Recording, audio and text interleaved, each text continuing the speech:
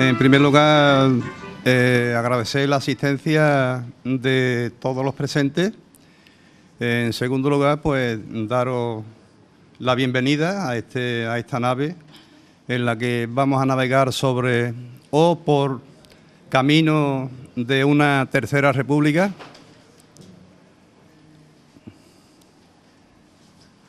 Y a mí se me han comentado dar a conocer a alguien que seguramente muchos de ustedes ya conocen.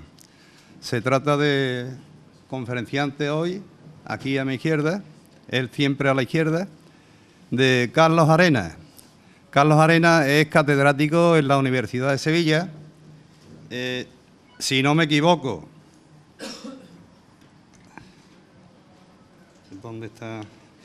Es catedrático de Economía y Historia, y sobre ese tema va a versar en esta ocasión. Él es también autor de varios libros, que lo tienen ustedes en cualquier librería. Él es sevillano nativitatis, y decir de Carlos Arenas que es un demócrata convencido, pues sería una perogrullada. Pero sin embargo hay que decirlo. Carlos Arenas no es un militante político, pero sí es un intelectual comprometido con la problemática social de los trabajadores y de la ciudadanía en su conjunto.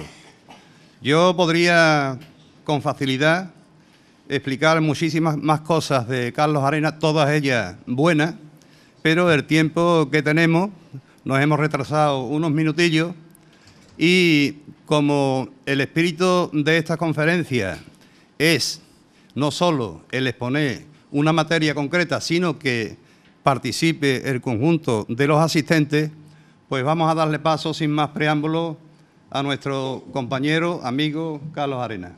Muchas gracias, Eduardo.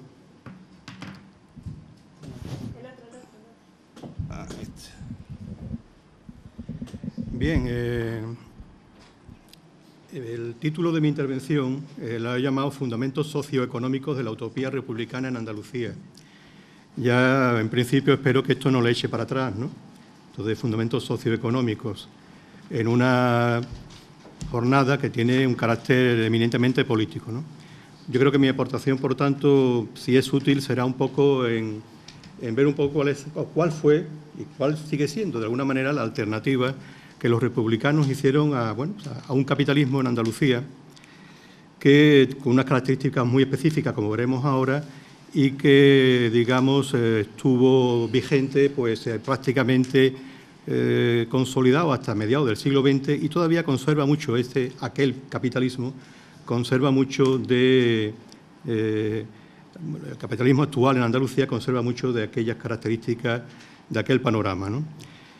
Por ser la conferencia, para no ser demasiado árida, yo muchas cosas las voy a decir casi en plan telegrama, y yo creo que es importante que empecemos haciendo un poco el contexto, ¿no? No puedo hablar de historia de las propuestas republicanas respecto a la economía y a la sociedad sin saber de qué capitalismo estamos hablando, de cómo se estructura, de cómo se organiza o cómo se organizó el capitalismo en Andalucía en el periodo que estamos tratando, que es el periodo que va entre mediados del siglo XIX y la Guerra Civil. En primer lugar, tengo que decir que, brevemente, que no hay un capitalismo. Hablamos de el capitalismo, no hay un capitalismo. Hay distintos capitalismos, tanto en el espacio como en el tiempo. Hay distintas modalidades de capitalismo y cada uno de los cuales pues, aporta unas características estructurales, institucionales diferentes a la anterior. Cuando un capitalismo quiebra, renace de sus cenizas y aparece uno distinto en distintos tiempos y en distintos lugares, como acabo de decir.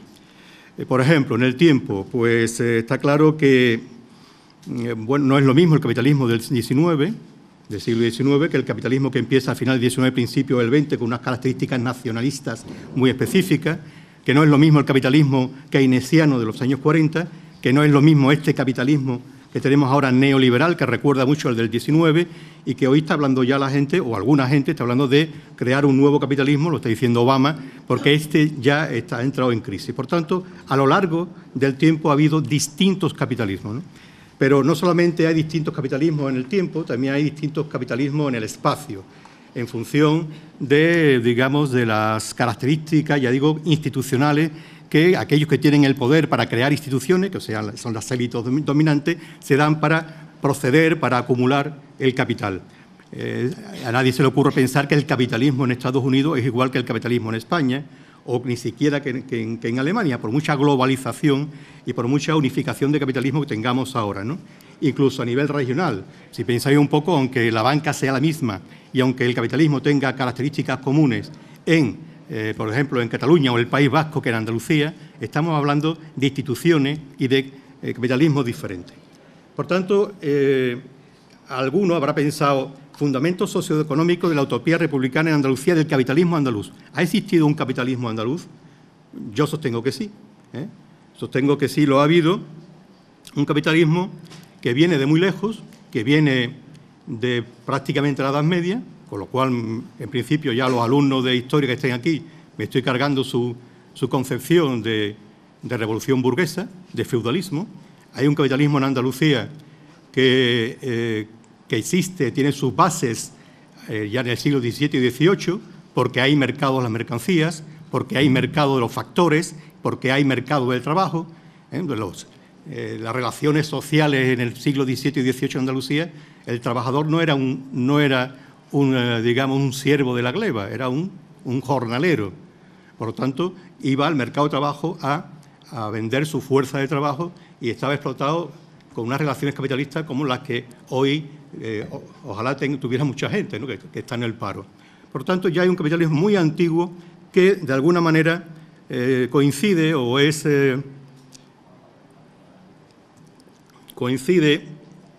con un sistema político que es el sistema político señorial, ¿no? Hay una frase que me gusta repetir, que es la frase de Martínez Alier, que la empleó en los años 60, cuando dijo aquello de que se trataba de Andalucía, la economía andaluza, un edificio capitalista con fachada señorial. O sea, era compatible un sistema señorial donde los señores tenían sus propios estados, estoy hablando del siglo XVII, siglo XVIII, sus propios estados, gobernaban las tierras como si fueran los jefes de Estado de su territorio. Eso era compatible con unas relaciones de producción, con un sistema económico básicamente capitalista. De tal manera que cuando en el siglo XIX los alumnos le explican aquello de la revolución burguesa, de la revolución liberal, digamos que cambian una modalidad de capitalismo, una más antigua señorial por otra más liberal, pero el capitalismo ya existía en Andalucía. De hecho, hay muchas cosas que se introducen, digamos, muchas entre comillas, novedades respecto al capitalismo, al mercado que se introduce en el siglo XIX que ya existía antes. Por ejemplo, la compra y venta de la tierra ya existía antes, las desamortizaciones, antes la de Mendizábal o antes de la de Madoz, ya las hizo Godoy y la hicieron con la Iglesia. Otras muchas instituciones ya, por tanto, ya existían antes. Por tanto, lo que hay en la Revolución Burguesa en Andalucía, con aquel viejo capitalismo, digamos, un cambio de grado, de modalidad de capitalismo, no un cambio de feudalismo a capitalismo. Esto es importante porque, digamos que quien crea el nuevo capitalismo en Andalucía, en la época en que los republicanos están naciendo, pues son, digamos, los antiguos señores y los nuevos señores. Digamos que en ese tránsito lo que se hace es un mercado que está restringido, un mercado o una propiedad que estaba restringida a los señores. En el siglo XIX ese mercado se amplía con las desamortizaciones, se amplía a los nuevos señores, conocidos más bien por señoritos, ¿no?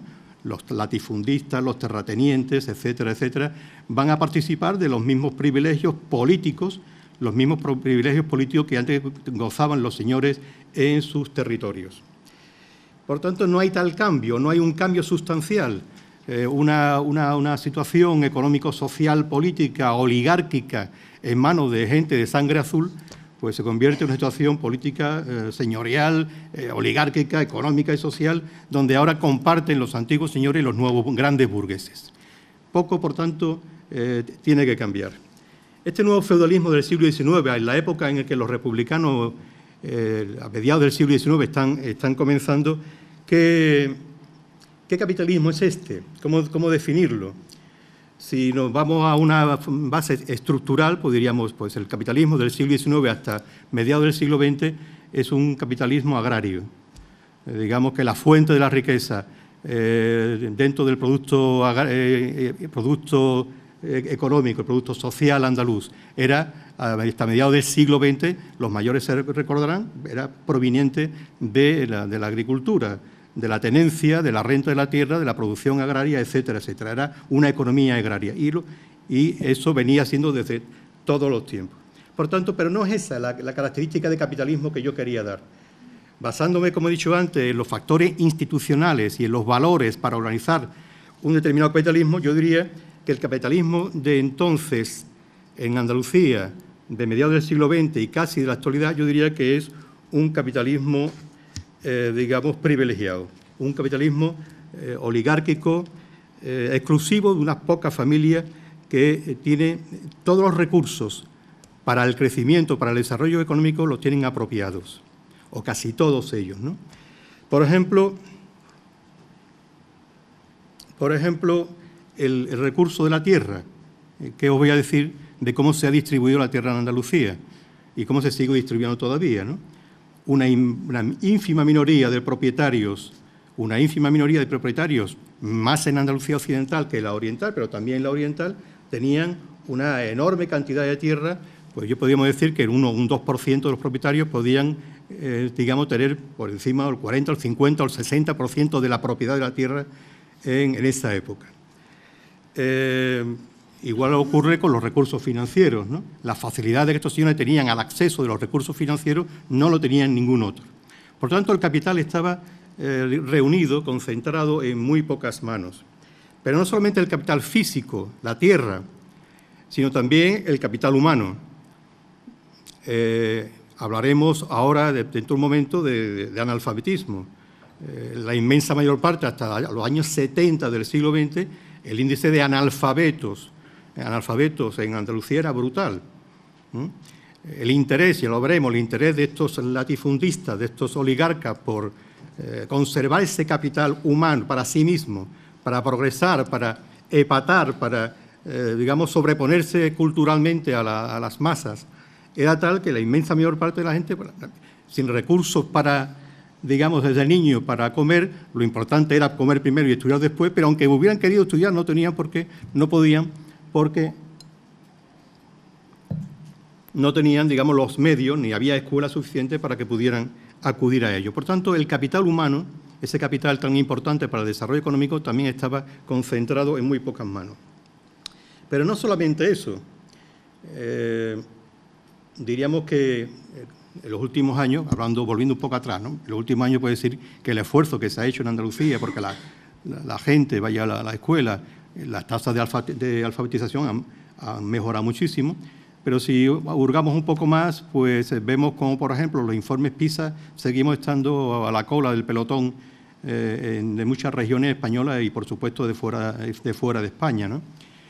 Y si hablamos de segregación de las escuelas, pues todavía hoy tenemos que pensar que, bueno, pues la escuela pública está donde está, en los barrios populares, mientras que las escuelas privadas están en los barrios burgueses o en los barrios más ricos de las ciudades andaluzas y, por tanto, aunque el acceso a la escuela pública parezca que esté garantizado en unas condiciones, como sabéis los profesores que estáis aquí, en unas condiciones realmente laborales y de eficiencia muy mediocres, ¿no? Por tanto, la discriminación sigue todavía vigente en ese sentido, ¿no? Y no digamos de la vigencia de la gran propiedad todavía, ¿no? Digamos, de las grandes extensiones que están cobrando hoy día de la PAC, de la Política Agraria Común, grandes millonadas simplemente por tener tierra, ni siquiera por cultivarla, como hemos visto últimamente en televisión, y sabemos perfectamente. Pero no solamente capital físico, no solamente capital humano, sino también capital social. Capital social significa ese capital que es intangible, que no se ve, pero que te da buenos dividendos por las relaciones que tiene. El niño crece y se desarrolla porque tiene buenas relaciones con sus padres. En sociedad mejoras, digamos, prospera siempre que conozca a gente que pueda, digamos, solucionarte el trabajo, promocionarte en la vida, tener buenas relaciones, etcétera, etcétera, ¿no? También ese capital a la historia de Andalucía ha estado en muy pocas manos, ¿no? Si vemos la historia social de Andalucía, la historia social desde la época que estamos hablando, desde mediados del XIX hasta prácticamente la actualidad, o hasta mediados del siglo XX, en el ámbito en que estamos trabajando, estamos explicando aquí, pues el familismo, las relaciones interfamiliares, las relaciones endogámicas de matrimonios entre familias conocidas, hacen que el poder político, el poder económico, el poder social, el poder mediático esté en manos de unas cuantas cientos de personas. Por tanto, exclusividad también en esa oportunidad que unas buenas relaciones podía conceder a la inmensa mayor parte de la ciudadanía. Veis que estoy contraponiendo oligarquía en el capital y posibilidades perdidas por parte de la inmensa mayoría del pueblo andaluz. Y no solamente capital social, ni humano, ni económico, también capital político, que es el capital que tiene una persona para, bueno, ejercer el poder, para tener posibilidades de ser escuchado, digamos, de influir sobre las decisiones del poder.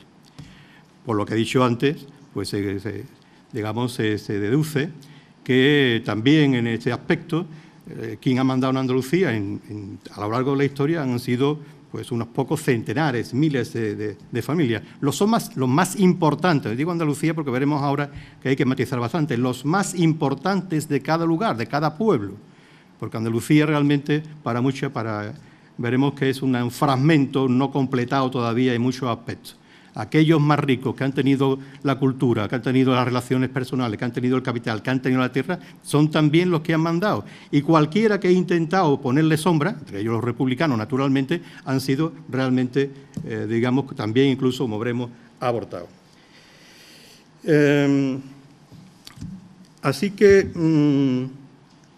el poder político, desde el mediados del siglo XIX, había democracia, había voto, pero el voto, como sabéis, era censitario, o sea, solamente, como saben los alumnos que están presentes, solamente podían elegir y ser elegidos aquellos que tenían digamos, una contribución importante a la renta. O sea, aquel que no pagaba, aquel que era jornalero, que era pequeño campesino, que no pagaba porque no tenía ni derecho a voto, ni tenía derecho a ser elegido.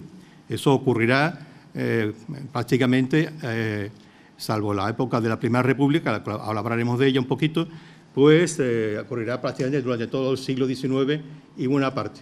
Pero no solamente el voto censitario, habéis oído hablar del caciquismo y había oído hablar de las dictaduras que se echan mano de ellas cuando las cosas se ponen realmente duras para esa oligarquía terrateniente, esa oligarquía andaluza de la que estamos hablando, ¿no? Y cuando ya, digamos, no hay otro recurso, pues la violencia más extrema, la violencia extrema como la conocemos en las novelas de García Márquez o de Vargas Llosa cuando hablamos del trópico, ¿no? Aquí nos hemos, digamos, merendado, cenado y desayunado con una mística una mística buenista, pues no me sale otra palabra en este momento, pero las barbaridades, como sabéis perfectamente, que han cometido esa oligarquía en cada uno de los pueblos donde han gobernado, han sido brutales, ¿no? Y la última prueba es, digamos, el desenterramiento de las mujeres en Gerena, que, digamos, además de ser fusilada por ser esposa o madre o hija de republicanos, además fueron torturadas. Por tanto, es importante también que incluso los economistas que vamos con números descendamos a esos niveles de humanidad para darse cuenta hasta qué punto la oligarquía andaluza pues era realmente brutal a la hora de preservar y no repartir sus capitales en cada uno de los sentidos que yo estaba diciendo antes. Es importante esto del capital, del poder local, ¿no? Esa oligarquía y otras que han venido después, pues han tenido las dos trayectorias del poder, ¿no? Han representado a Andalucía. Si vemos cuáles son los parlamentarios, los senadores que a lo largo del XIX, buena parte del XX con el franquismo, han representado a esta tierra, pues tenemos básicamente a dos elementos, terratenientes o abogados que defienden a los terratenientes, en un altísimo tanto por ciento.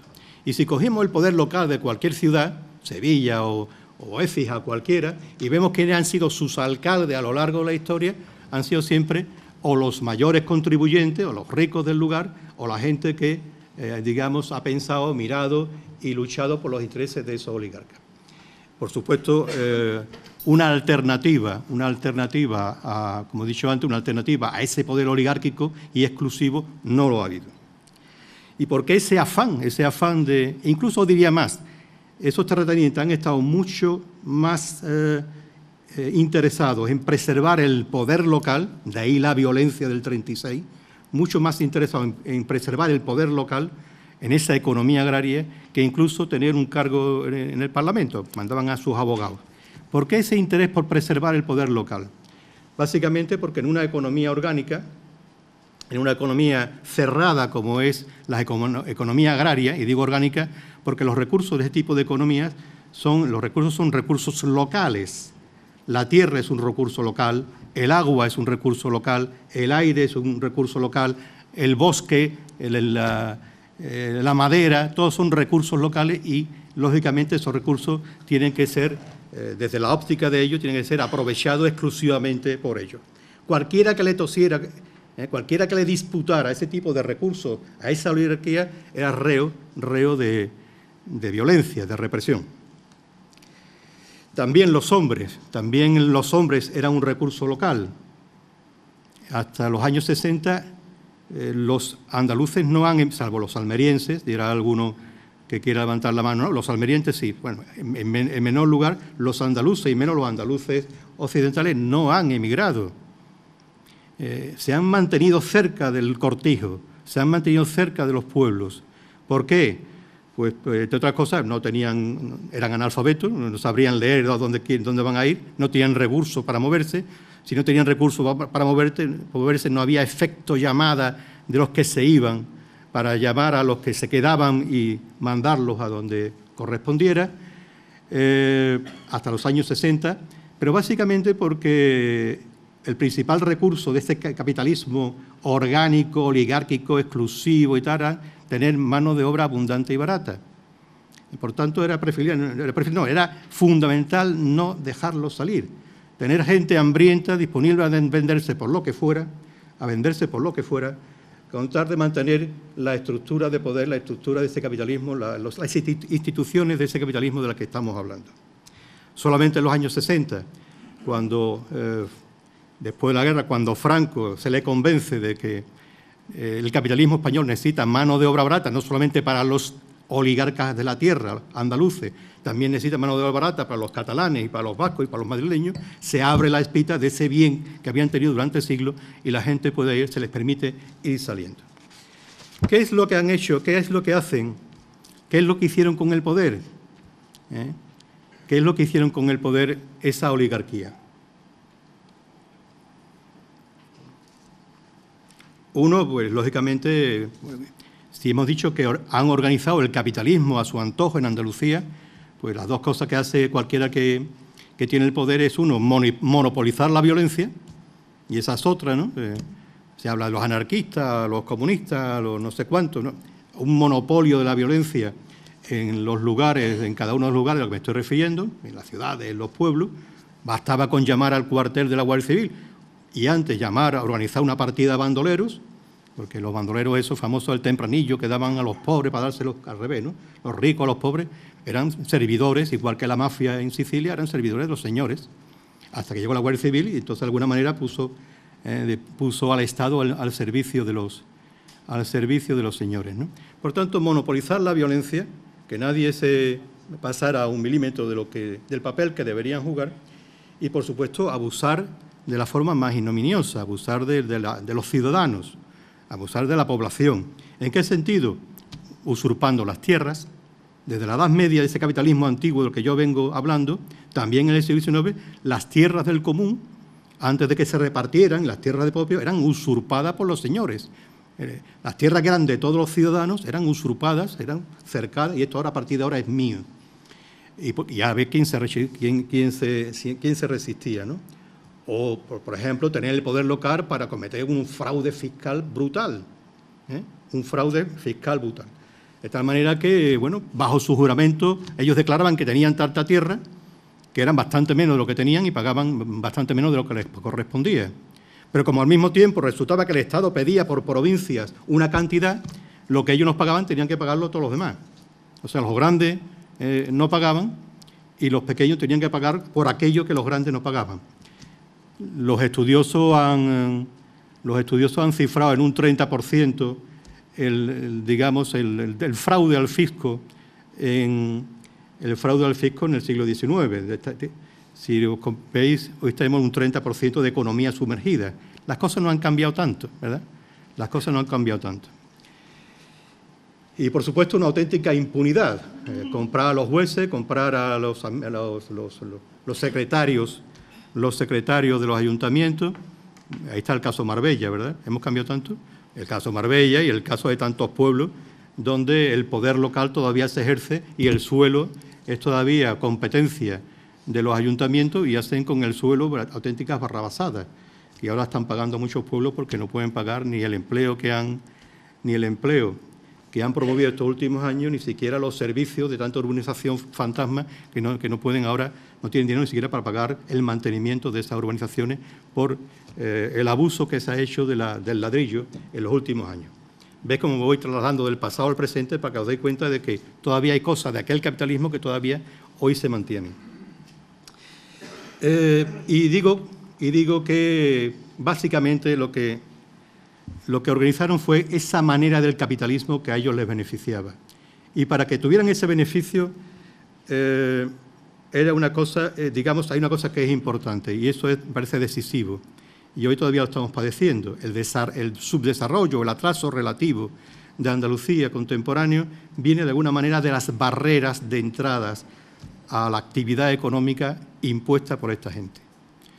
El poder político, que era la principal fuente de su riqueza, necesitaba que nadie accediera a tener negocios, que nadie accediera a tener tierra, que nadie accediera a tener capital humano, capital social, etcétera, etcétera. Auténticas barreras de entrada para ser ellos en exclusiva los detentadores del capital en todas sus variables y, por tanto, del poder.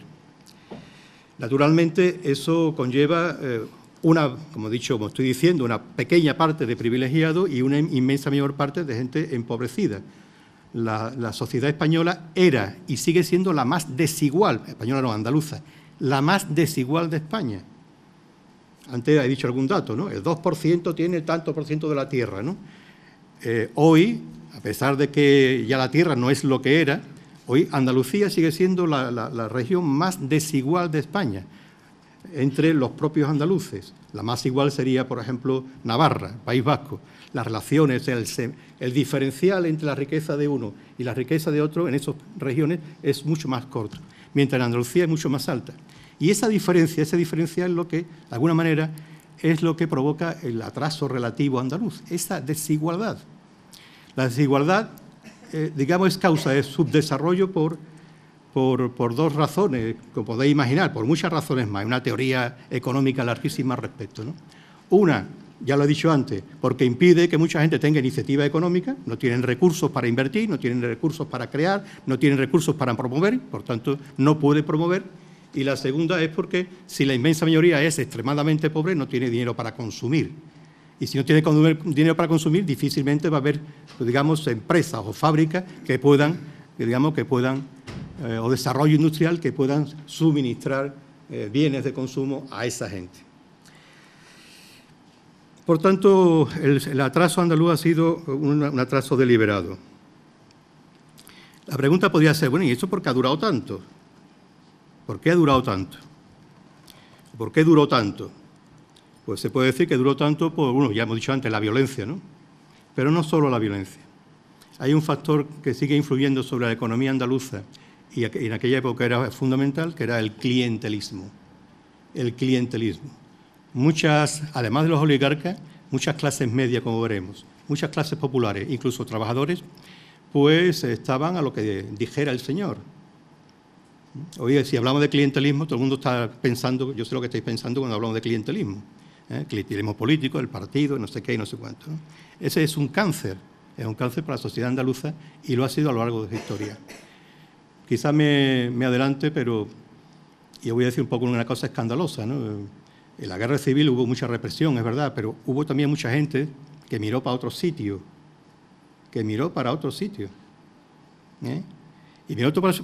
sitio porque ya veremos que consideró que era mucho más ventajoso para sí mismo, pues estar a la sombra del Señor, a esperar, el Señor, del terrateniente, del poderoso, de esperar que cayeran las migajas de su mesa, que hacerle frente. Salvarse individualmente antes que salvarse colectivamente. Por lo tanto, si los alemanes están haciendo una cierta purga respecto a su contribución en su pasado, yo creo que no sería tampoco malo, pues, digamos, mirar a nuestro pasado y ver también cómo funcionó ese que yo he llamado cáncer de las relaciones clientelares. Bien, en ese panorama tan negro, no puedo decir que sea de otro color, que termina con la guerra civil y continúa después con el franquismo, porque Franco lo que hace es pagar la deuda que tiene con los señoritos andaluces, ¿no? Y le da un capitalismo en los años 40 y 50, que los mayores padecisteis, los famosos años del hambre, que era lo que realmente a los señores de la tierra en Andalucía les apetecía, ¿no? Que la República, que lo que se había perdido durante los años 20 y 30, volviera de nuevo a su cauce, ¿no? Así que en ese panorama tan negro hay dos pequeños paréntesis, que son las dos repúblicas. Las dos repúblicas. Dos repúblicas, una que dura un año, otra que dura, depende de qué parte de Andalucía, 5 años u 8 años. Y por tanto toca ahora hablar un poco de quién era la oposición, quién eran los republicanos, qué representaban, que en ese panorama tan oscuro que acabo de presentar, ¿qué hacían? ¿Qué es lo que representaban? En primer lugar, decir que los republicanos eran gente de un amplísimo espectro social. Amplísimo espectro social. Tenemos desde banqueros como Gómez Chais en Málaga, o como Montesierra en Sevilla, o como Vázquez en Huelva, y como algún otro, digamos que incluso eran la cabeza del partido a principios del siglo XX, pero también había, por ejemplo, muchos profesionales, lógicamente, entre los maestros, o entre los letrados, entre los médicos. Algún día habrá que hacer la historia de la medicina y de los médicos en Andalucía, que tuvieron que convivir con condiciones de vida infrahumanas, y creo que su historia está todavía por hacer. Estamos hablando de pequeños y medianos campesinos, estamos hablando de artesanos, incluso estamos hablando de obreros cualificados. Si os dais cuenta, estamos hablando de gente que tiene capital. No estoy hablando de proletariado, estamos hablando de clases medias, de clases pequeño burguesas, de clase que tiene una pequeña propiedad, que tiene un pequeño capital, sea tierra o sea capital humano. Incluso el obrero artesanal de la época pues tenía su capital humano, sabía lo que hacía, sabía el oficio, y era en el siglo XIX pues una pieza fundamental digamos, en el desarrollo de la industria. Por tanto, eso hay que darlo claro yo creo por objetividad histórica, ¿no? ¿Y qué defendían? ¿O qué defendían? Pues todos defendían la misma cosa, una opción antioligárquica. Una opción antioligárquica. Hemos visto un panorama negro donde el señor todavía, casi como en el siglo XVIII, se comporta de forma casi exclusiva y hace en su pueblo lo que da la gana, pues el republicano de ese pueblo lo que trata es de alguna manera sacar cabeza y tener aspiraciones políticas, y sobre todo que no lo engañen, que con sus impuestos, que el señor no les engañe, que no haya una transferencia de renta vía impuestos, por lo que el otro no quiere pagar lo tengo que pagar yo, o lo tenga que pagar el artesano, o que no paguen suficiente los señores de la tierra y se tenga que pagar proporcionalmente más la gente que se dedica digamos, a tener un puesto, o un pequeño bar, una pequeña cantina o una pequeña propiedad. Pagaban proporcionalmente mucho más los pequeños que los grandes. Ese tipo de necesidad, de interés de la pequeña burguesía, de las clases medias, por no ser digamos, despojadas por parte de los señores, es el magma donde se mueve el republicanismo. Claro que, y esto corresponde a los historiadores políticos que yo no soy, ¿no? Pero esa diversidad de intereses entre el banquero y el pequeño artesano también tiene que, de alguna manera, sustanciarse en digamos, opciones políticas diferentes. No es lo mismo digamos, el republicano Fernando Garrido, digamos que con otras partidas de ultraderecha hace la revolución a la manera que se hacía en el siglo XIX, no es lo mismo que los federalistas, no es lo mismo que los krausistas, no son lo mismo que los unionistas de principios del siglo XX, no es lo mismo que los republicanos lerrusistas de la República o de hazañistas de la República, etcétera, etcétera. Cada uno de esos segmentos que yo hablaba antes tenía una opción política, por supuesto, más a la derecha o más a la izquierda. De hecho, como veremos ahora, pues esas opciones incluso francamente enfrentadas entre sí. ¿Cuáles son las propuestas? Dicho lo que, si me habéis oído lo que he dicho anteriormente, las propuestas, vamos a buscar un republicano medio, ¿no? A buscar un republicano tipo medio.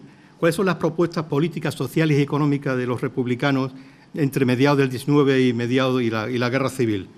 Pues todo lo contrario que he dicho antes. Eran la auténtica alternativa más o menos viable a la situación política que vivía Andalucía en aquella época. De hecho, y eso lo sabéis todos, cuando la gente hablaba de cambio político y hablaba de utopía, hablaba de republicanismo. Que venga la república, no queremos esto. Lo que tenía que venir era la república a cambiar ese orden de cosas tal como lo he pintado, ¿no? ¿Qué propuestas eran las que más o menos, así dicho de forma sintética? Pues, lógicamente, democracia plena, sufragio universal, frente digamos, al voto censitario, al sufragio censitario de unos pocos, un sufragio universal libre, igual para hombres y mujeres, donde el pueblo, donde la ciudadanía se expresara libremente y eligiera a los mejores en cada momento, ¿no? Por supuesto, si os dais cuenta, es una cosa absolutamente antitética o contraria a la propuesta oligárquica, que es yo soy el que mando y el que quiera, digamos, beneficiarse o el que quiera prosperar en la vida tiene que seguir lo que yo quiera, ¿no? Se trata de una opción, y como veremos después también, una opción vertical desde el señor hasta su lacayo, por esta otra horizontal donde todos los ciudadanos son iguales y es el pensamiento, es el criterio de la mayoría el que debe imponerse. En el plano económico, pues muchas propuestas, ¿no? Por supuesto, un capital no oligárquico, un capitalismo no oligárquico. Y de hecho, si hay una opción, si hay una propuesta económica clara por parte de los republicanos en toda su historia, con mayor o menos fuerza, es el de la reforma agraria.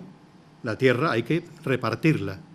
Hay que repartirla no solamente por caridad o no solamente por una cuestión social o por, digamos, conmiseración de los que nada tienen. No, se trata de una opción económica, productivista, de que una tierra que está, digamos, explotada escasamente por aquello de los barbechos, una tierra subexplotada por aquello de que, lógicamente, si se explota toda va a haber más trabajo para todo y si hay más trabajo para todo el mercado de trabajo se va a hacer más rígido y por tanto tengo que pagar más.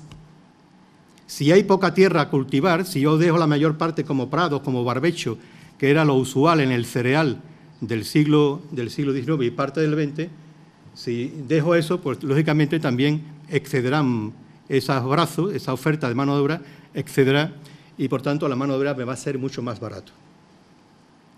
Tengo que decir, porque se me ha olvidado antes, cuando he hablado de exclusividad, que el desarrollo industrial en Andalucía a estos oligarcas o a aquellos oligarcas no les interesaba para nada. Una industria en Andalucía significaba para esos oligarcas una competencia por la mano de obra. Una competencia por la mano de obra. Por tanto, una industria en Sevilla, o en Cádiz o en Jerez potente, no he hablado de una industria potente, o en Málaga una industria, no les beneficiaba porque era detraerle, quitarle la mano de obra que le resultaba extremadamente barata y encarecerla porque los industriales iban a competir en el mismo mercado de trabajo, iban a competir por la mano de obra. Por tanto, se trata de una estrategia deliberada de empobrecimiento y de subdesarrollo de Andalucía. Por tanto, los republicanos es todo lo contrario. No solamente se trata de repartir tierra, de repartir el capital entre los campesinos, sino también por la creencia de que esos campesinos van a activar la tierra, la van a poner a producir, van a producir más, la comida, los alimentos serán mucho más baratos. Y es verdad, a lo mejor, dicen algunos, que aquello no era viable, que esos pequeños campesinos pues terminarían vendiendo la tierra o agrupándose, pero me parece a mí que las reformas agrarias